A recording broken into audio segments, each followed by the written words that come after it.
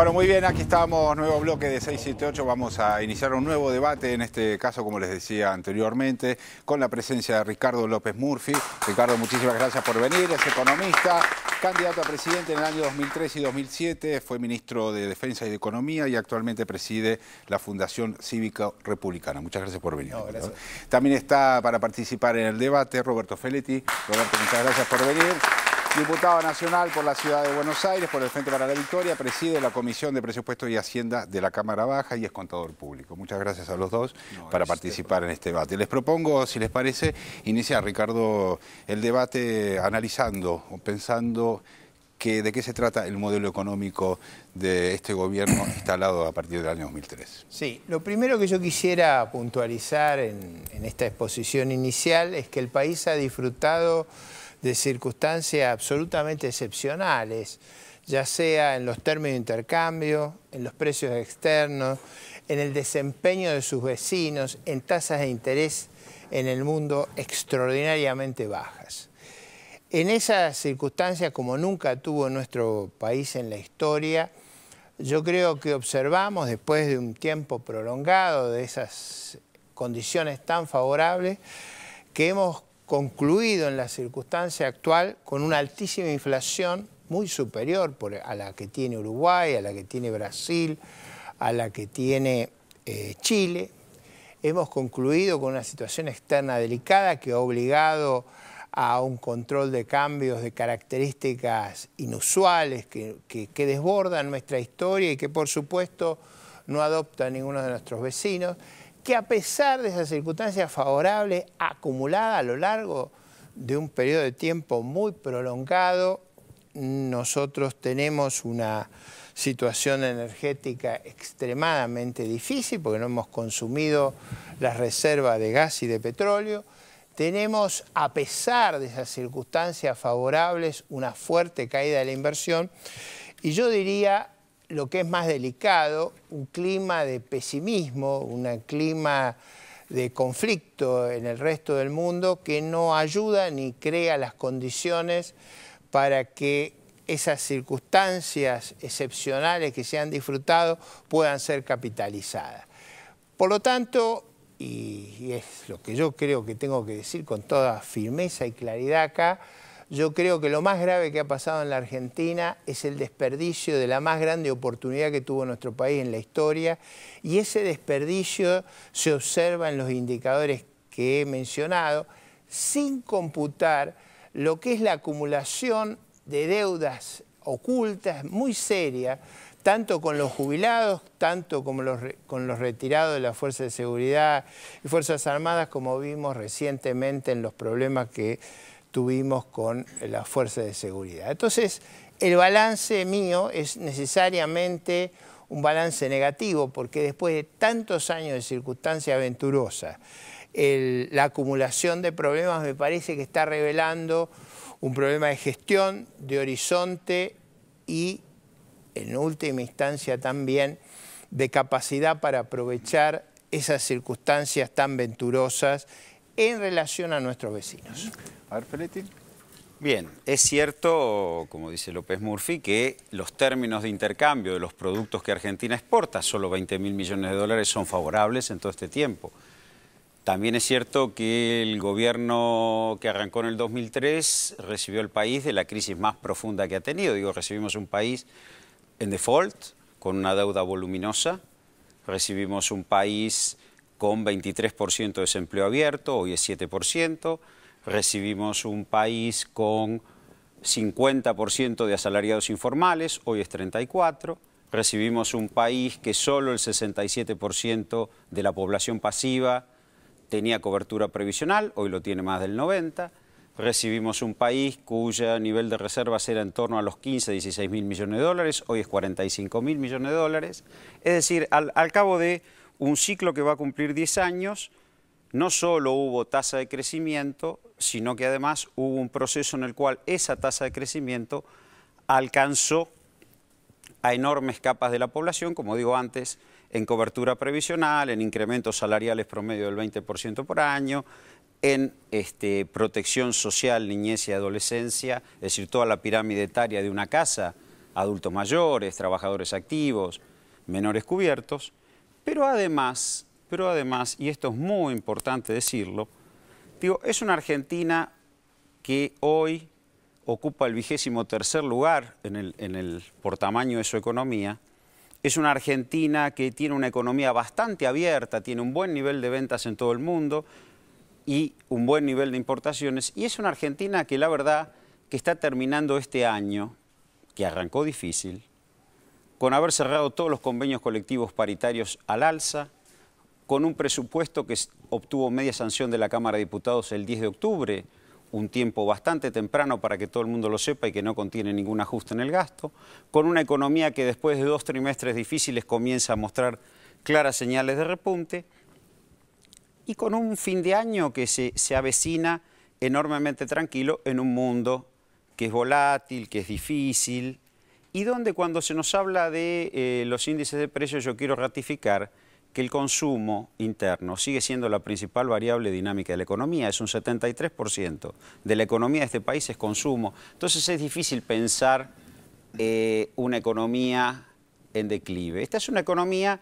que ha atravesado con buen éxito la crisis del 2009, repuntó fuerte 2010-2011, volvió a iniciar este año con dificultades en el sector externo, que no las resolvimos con un programa de ajuste ni con una devaluación, y que hoy de nuevo la economía vuelve a repuntar producto de las políticas que estamos aplicando. Digo, creo que la economía argentina goza de buena salud, y creo que en función de eso se están tomando decisiones de consumo de inversión todos los días, así que es un ciclo que va a cumplir 10 años, ¿no?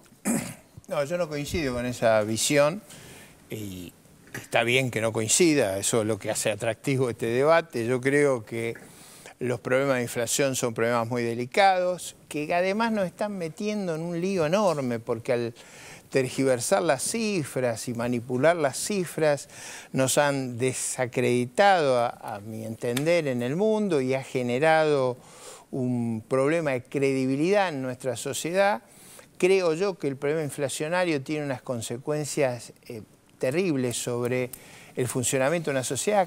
Se ha mencionado a veces en exposiciones del oficialismo que la inflación no afecta a los más pobres. Yo creo que es un impuesto de los más brutales sobre los más pobres, básicamente porque la inflación lo que hace es quitarle capacidad adquisitiva al dinero que tenemos en los bolsillos, y quien tiene más de su patrimonio en dinero en efectivo son los sectores, los que cobran las quincenas.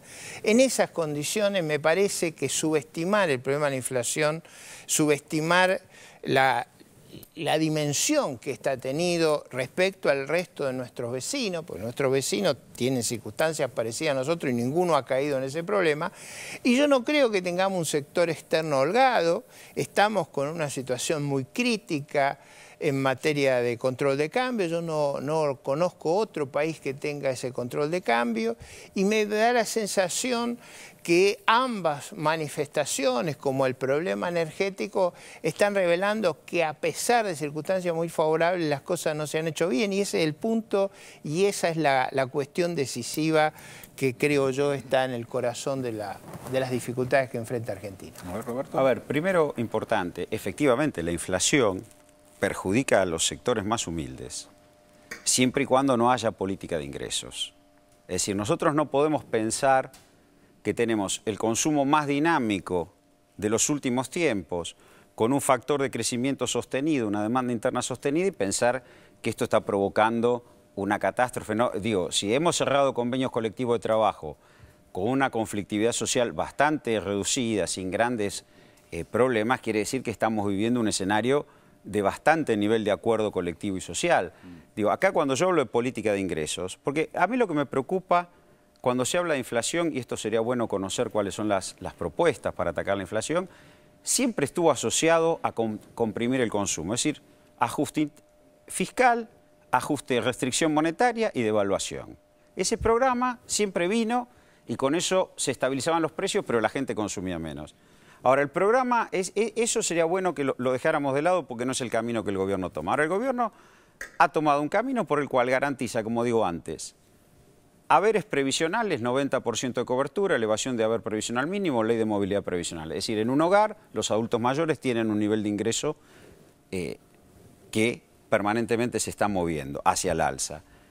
Los trabajadores activos, incorporados plenamente al mercado formal, tienen negociación paritaria todos los años y además se eleva el salario mínimo a 2.818 en este momento para fijar un piso al trabajador informal. Y además los jóvenes y adolescentes tienen ingreso por la asignación por hijo o por el salario familiar. Entonces, en un hogar hay un combo de ingresos que permite una dinámica de consumo importante, que no lo tienen otros países de la región, que es bueno decirlo.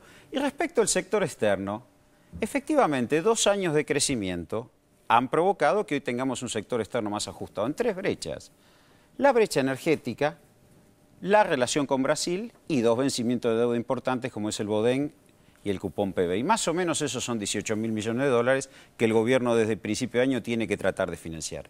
Y lo hace administrando su comercio, no lo hace por la vía de una devaluación que hubiera perjudicado enormemente el consumo interno, encareciendo las importaciones. Administra sus importaciones, restringe la salida de dólares por fuera del país y además garantiza que se mantenga una dinámica interna importante. Es muy necesario comprender esto. Cada vez que Argentina tuvo una restricción externa, la terminó pagando el pueblo. Vía devaluación, vía ajuste fiscal. Entonces venían enseguida esos paquetes de medidas. Bueno, el gobierno no lo ha hecho. El gobierno ha dicho, no, señores, vamos a reducir la tasa de ahorro en dólares, vamos a ver cuáles son las importaciones que necesitamos, vamos a restringir el giro de dividendos y utilidades al exterior para que se comprometan con el país, administra su sector externo y, como digo antes, todo este año estamos llegando al final del año enteros. Con respecto a la energía, yo quiero dejar en claro algo porque por ahí se me pasó y es bueno decirlo. La potencia de energía eléctrica, ¿no?, que es la secundaria, en el 2003 eran 17.902 megawatts. En la actualidad, fin del 2011, es 25.482 megawatts. Todos los exsecretarios de Energía muchas veces dijeron que cuando se pasaban los 20.000 megawatts, el país colapsaba. Y estamos en 25.500 casi. Entonces, la realidad es que efectivamente hay un desbalance de divisas. Más o menos en este año de 2.700 millones de pesos estamos teniéndolo agosto por energía, pero porque el país creció y porque el gobierno dio respuesta a esa mayor demanda. Y para eso hemos tenido política este año sobre energía, que es el autoabastecimiento que esperamos alcanzar, expropiando YPF y con el decreto de regulación de hidrocarburos 1277. Entonces, el gobierno da cuenta de esa realidad y tiene políticas. Ahora, la lógica en la cual para resolver los desequilibrios hay que descargar el peso de la resolución de esos desequilibrios sobre los más pobres o sobre los sectores populares, restringiendo el consumo, es la política que este gobierno no recorre. Y así estamos llegando a fin de año con éxito. Déjeme ahora, por favor. porque me parece que esto ayudaría, y como el debate es ordenado, nos va a ayudar a clarificar las ideas. Si la inflación, mi estimación es alrededor de 25% en este momento, no es 10 como dice el gobierno. El argumento que las políticas de ingreso permiten lidiar con eso, yo diría, bueno, si la llevamos a 50 también va a funcionar. Si la llevamos a 100 también va a funcionar. En ese caso la inflación sería un problema inexistente. Y yo no creo eso. Yo creo que la inflación hace un daño, genera asimetrías y sobre todo genera un fuerte impuesto, algo que me quiero referir con mucho cuidado, a la inversión. Porque nuestro sistema tributario no contempla el ajuste por inflación y en consecuencia descarga una presión enorme sobre el que tiene que invertir en la Argentina y no es casual que la inversión haya tenido la fuerte caída que ha tenido en la Argentina. Segundo problema, la inflación produce enorme distorsión y me voy a referir a uno que para mí es decisiva dado la importancia que tiene atender a los sectores vulnerables. Los jubilados. Nosotros tenemos un enorme número de juicios de jubilados. Es difícil establecer el número, pero yo diría alrededor de 500.000 juicios con seguridad. Esos juicios son por ajustes que no se han realizado, que tienen fallos decisivos de la Corte Suprema. La inflación produce en la gente que no se le paga lo que establecen las leyes, no estoy pidiendo nada que no establezcan las leyes, produce un efecto deleterio, les produce un daño enorme. Entonces, si estuviéramos en condiciones económicas razonables, una de las cosas que no se haría sería acumular esa enorme deuda con los jubilados, que además es peligrosa para las negociaciones internacionales tenerla oculta. Porque una de las ideas y una de las presiones que recibe Argentina es: ustedes tienen poca deuda, ¿por qué no se hacen cargo de la deuda? Bueno, que buena parte de la deuda que tenemos está oculta porque no se le paga a los jubilados. Acaba el gobierno de establecer, de normalizar la situación de un jubilado de 103 años, el doctor Schwarzman, que venía con juicios de hace muchísimos años. Yo vengo con una propuesta muy sencilla ahí. Yo diría, de acá a fin de año, arreglemos los juicios que tenemos a la gente de más de 90 años. El año que viene, en el primer semestre, arreglemos los que tienen más de 75 años. El segundo semestre hasta 70 años. Y después, en el año que sigue, lidiemos con el conjunto de los jubilados. No es una propuesta extrema, es una propuesta de ajustarnos a la ley, es una propuesta de no caerle a la gente que ha hecho sus aportes y que hoy no es reconocido. Vamos al tercer problema de esta, digamos, me parece clarificadora, porque estamos pudiendo hacerlo con toda amplitud el debate. La tercera cuestión. Yo creo que el cepo cambiario, la prohibición de acceder a las divisas, la prohibición de girar utilidades, las cosas que no hacen ninguno de nuestros vecinos, lo que constituye es un inmenso impuesto sobre la inversión en la Argentina, y por eso nadie viene a invertir, y por eso tenemos los problemas que tenemos para desarrollar nuestros recursos energéticos y sobre todo para desarrollar muchas áreas que dependen del tipo de cambio. Fíjese, este sistema del cepo cambiario lo que hace es promover enormemente el turismo en el exterior en vez de fomentar lo que sí crea trabajo, que es el turismo receptivo. Por eso yo creo que este instrumental que se está usando es nocivo para el empleo, es nocivo para el crecimiento, es nocivo para las economías regionales y solo se soporta en base a un precio excepcional de la soja, que no es sano vivir de ese precio excepcional fundiendo al resto de los sectores económicos. Y por último, el tema de la energía. Yo acá quiero ir a un punto que es vital. Durante muchos años se negaba la crisis de la energía, se la desconocía. Las crisis en energía no se arreglan de un año para otro y vamos a tener una vulnerabilidad creciente, porque ese argumento de que como el país crece, cada vez se le hace un agujero más grande de energía, eso no es natural ni es razonable. Lo que nosotros tendríamos que tener con el potencial energético que tiene Argentina es una fenomenal inversión para desarrollar Vaca Muerta, para desarrollar los yacimientos formidable que tiene Argentina, y en lugar de tener esa inversión espectacular, lo que tenemos es una sequía extraordinaria que no es mayor porque están subiendo brutalmente las tarifas sobre los combustibles para hacerle generar YPF los recursos para que pueda invertir. Pero si hay algún ajuste fuerte que se puede hacer en una sociedad, es subir las tarifas para financiar el programa de inversión. A ver, hay cosas que hay que precisar, porque si no, digamos... El nivel de exportaciones industriales de la Argentina, el año pasado fueron casi 29.000 millones de dólares exportaciones industriales contra las de soja o productos primarios de 20.000. O sea que no recarguemos todo el tiempo que el problema es que nos va bien con la soja, porque Argentina es un país que exporta industria. Es más, una de las desaceleraciones de la economía estuvo provocada porque se dejaron de exportar 110.000 autos. Se produjeron la misma cantidad que el año pasado, pero se exportaron 110.000 autos que tuvo que absorber el mercado interno. Por suerte tenemos un mercado interno importante. En segundo lugar, acá no hay una crisis energética. Acá la crisis energética no existe. Acá lo que hay es un desbalance de divisas del sector energético. Es decir, tenemos que importar energía. Desde el año pasado tenemos que importar energía para un país que creció casi al 8% por año. Muy bien. Ahora, todo ese escenario de negocio favorable que López Murphy plantea y demás, lo tuvimos en la década del 90 y no pasó nada de esto que pasó. Lo que había había una compresión, sí, pero tuvieron un escenario de negocio monumental y la tasa de inversión de la década del 90 en términos de producto no pasó del 20%, nosotros superamos el 24%. Entonces digo, los empresarios invierten cuando hay mercado y Argentina ha generado mercado internacional con un nivel de exportaciones que el año pasado llegó a 84.000 millones de dólares, 84.000 millones de dólares, con exportaciones industriales importantes. Hoy está pasando los 56.000 millones de dólares en algo más de 8 meses. Digo, a ver, Carlos Pellegrini en el modelo exportador diría, ¿cuánto exportan estos tipos?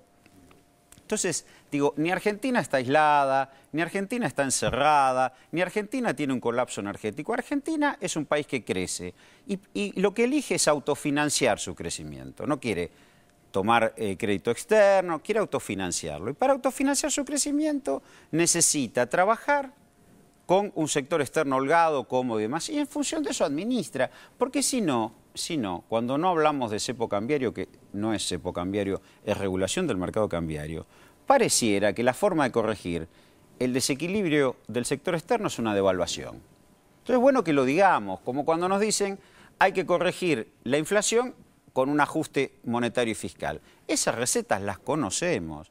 Esta vez el gobierno, en el segundo mandato de la presidenta, tomó un rumbo para resolver los desequilibrios y mantener el crecimiento distinto, no con una receta. Entonces, administramos nuestro sector externo, procuramos tener el dinero, los dólares que hacen falta para importar, procuramos tener el escenario de energía equilibrado, vamos hacia un escenario más equilibrado, pero mantuvimos una potencia instalada, porque si no, no hubiéramos podido ni pensar en exportar un promedio de 50 millones de toneladas de soja, ni pensar en exportar cerca de 277.000 autos, ni hubiéramos podido crecer a los niveles que crecimos si hubiéramos tenido todas esas deficiencias.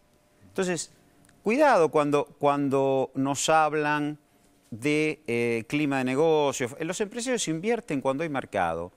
Y la tasa de inversión en Argentina se sostiene porque garantizamos mercado interno y mercado externo. Entonces, esto es muy importante. Además, Argentina se autofinancia. Y esto también es bueno, porque creció como nunca autofinanciándose. Está clarísimo. Le pido unos minutos a los dos. Vamos a ir ahora a un breve corte. En un ratito volvemos con este interesantísimo debate en 678. Dale.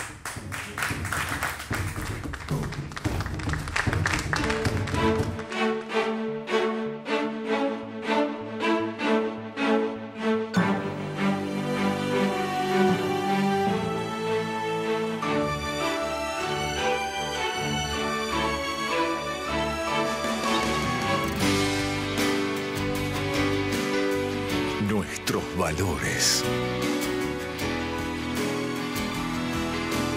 nuestros colores.